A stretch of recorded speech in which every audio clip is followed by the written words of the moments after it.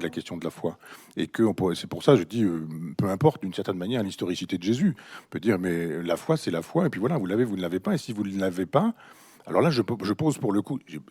Frère Joël est un ami, vraiment. Il a qu'on célébrait la messe d'enterrement de mon père.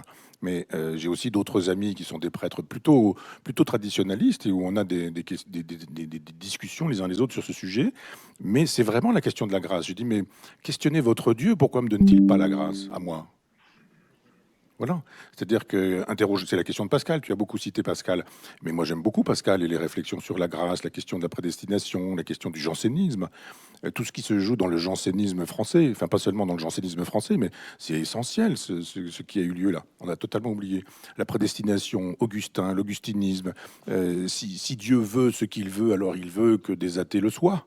Et s'il veut que des athées le soient, ça ne suffira pas de se mettre à genoux et de prier comme le disait Pascal, mais Pascal aussi est travaillé par la question de l'augustinisme. S'il y a cette prédestination, on dit ah, mais je prie pour pouvoir être sauvé.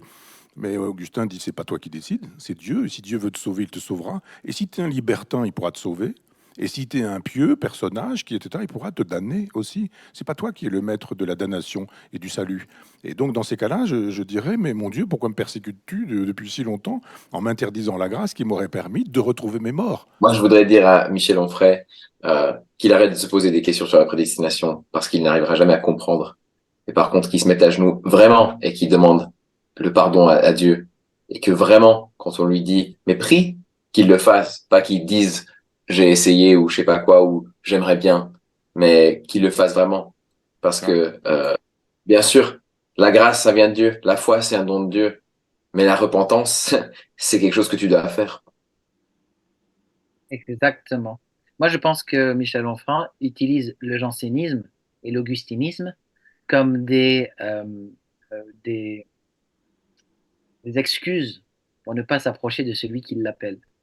Dans Ézéchiel 18, 23, donc là, c'est Dieu qui parle, c'est pas Augustin, c'est pas le courant janséniste.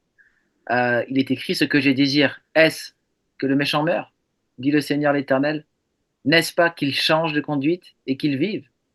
Donc voilà ce que Dieu vous dit, Michel Onfray. Repentez-vous, changez et recevez la vie en Jésus-Christ. Les débats sur la prédestination sont des débats qui sont très souvent malmenés et qui sont menés pour rester loin de Dieu par les gens qui ne veulent pas se repentir.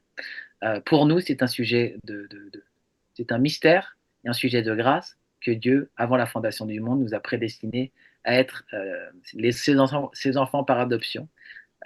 Et en fait, si c'est vous qui voulez fermer la porte, bah, n'accusez pas Dieu.